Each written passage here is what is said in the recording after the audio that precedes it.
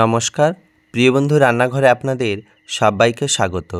ছোট বড় আমরা সবাই কিন্তু ফাস্টফুড খেতে খুবই পছন্দ করি। তার মধ্যে যদি হয় এরকম সুপার টেস্টি এগ রোল, একদম দোকানের মতো পারফেক্ট রোল কিভাবে বানাবেন সেই রেসিপিটাই আজকের আপনাদের কাছে শেয়ার করব। খুবই সহজ, আর যে কেউ খুব সহজে এটা বানিয়ে নিতে পারবেন। একদম দোকানের মতো পারফেক্ট হবে। দোকানের মতো এই পারফেক্ট রোলটা বানানোর জন্য প্রথমে আমি এখানে নিয়ে নিয়েছি ময়দা। প্রথমে আমি রোলের রুটিটা বানিয়ে নেব। তার জন্য এখানে নিয়ে নিয়েছি 2 কাপ মতো ময়দা। মোটামুটি এখানে 250 গ্রাম মতো ময়দা রয়েছে। আপনারা চাইলে বাড়িয়ে কমিয়ে নিতে পারেন। দিয়ে দিলাম স্বাদ মতো লবণ এবং 2 চামচ সাদা তেল। সাদা তেলটা দিয়ে খুব ভালো করে এটাকে মেখে নেব। তবে বন্ধুরা, এখানে কোনো রকম ময়াম দিতে হবে না, শুধুমাত্র ভালো করে তেলটা মিশিয়ে নিলেই হবে। তেলটা আমার এখানে খুব ভালো করে মেশানো হয়ে গেছে। একদম ভালো করে ঘষে ঘষে মিশিয়ে নিয়েছি। এবার অল্প অল্প জল দিয়ে একটা সফট ডো তৈরি করে নেব। এখানে আমি অল্প একটু উষ্ণ গরম জল ব্যবহার করেছি। চাইলে সাধারণ ঠান্ডা জল দিয়েও এটা বানাতে পারেন।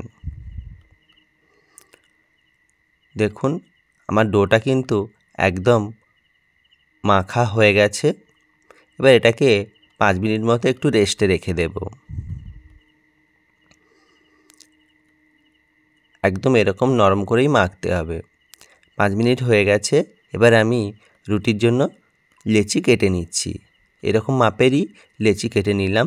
তবে যদি রোলগুলো বড় বড় বানাতে চাও তাহলে বড় বড় লেচি এখানে তৈরি করে নিতে হবে। এবার লেচিগুলো পরপর তৈরি করে নিলাম। এবার একটু বেলে নেব।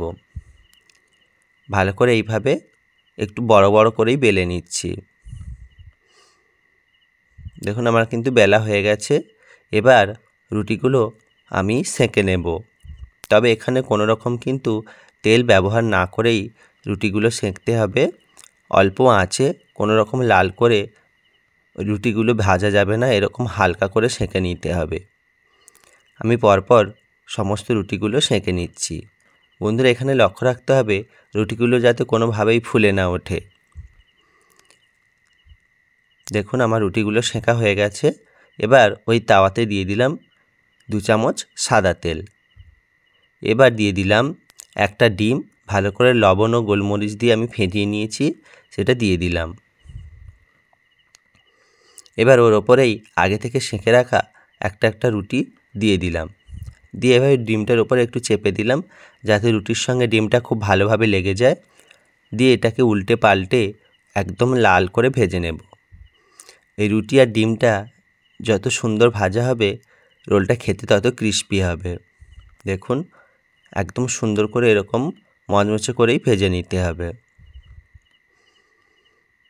চাইলে আপনারা কিন্তু একটা রুটির পেছনে 2টো করেও ডিম ব্যবহার করতে পারেন। আমি পরপর এরকম একই পদ্ধতিতে প্রত্যেকটা রুটি ভেজে নিচ্ছি। এখানে আমি মুরগির ডিম ব্যবহার করেছি, চাইলে আপনারা অন্য ডিমও ব্যবহার করতে পারেন। আমার সমস্ত রুটিগুলো ভাজা হয়ে গেছে। এবার ভেতরে স্যালাডের জন্য আমি নিয়ে নিয়েছি এখানে গাজর, টমেটো কুচি, কাঁচা লঙ্কার কুচি। তবে চাইলে বন্ধুরা আপনারা শসাটা ব্যবহার করতে পারেন, আমি স্কিপ করে গিয়েছি।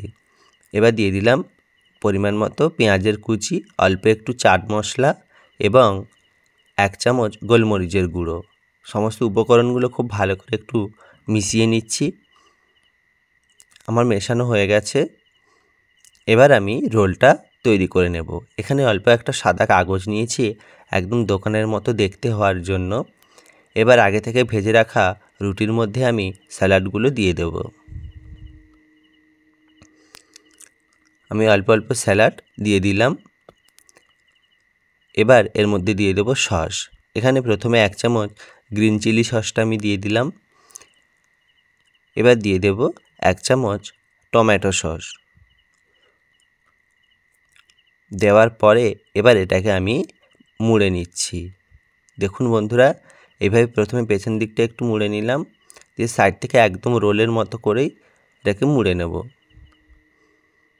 এই সাদা কাগজটা ব্যবহার করার ফলে দেখতে কিন্তু বন্ধুরা একদম দোকানের মতোই হয়। প্রস্তুত আজকের আমার এগ রোল। কেমন হলো অবশ্যই কমেন্ট করে জানিও।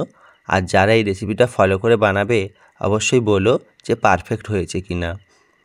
আর এখনও পর্যন্ত যে সমস্ত বন্ধুরা ভিডিওটা দেখছে তাদের অসংখ্য ধন্যবাদ। যদি ভিডিওটা ভালো লেগে থাকে অবশ্যই লাইক কমেন্ট শেয়ার করো আর চ্যানেলটা সাবস্ক্রাইব করো এরকম নতুন নতুন ভিডিও পাওয়ার জন্য।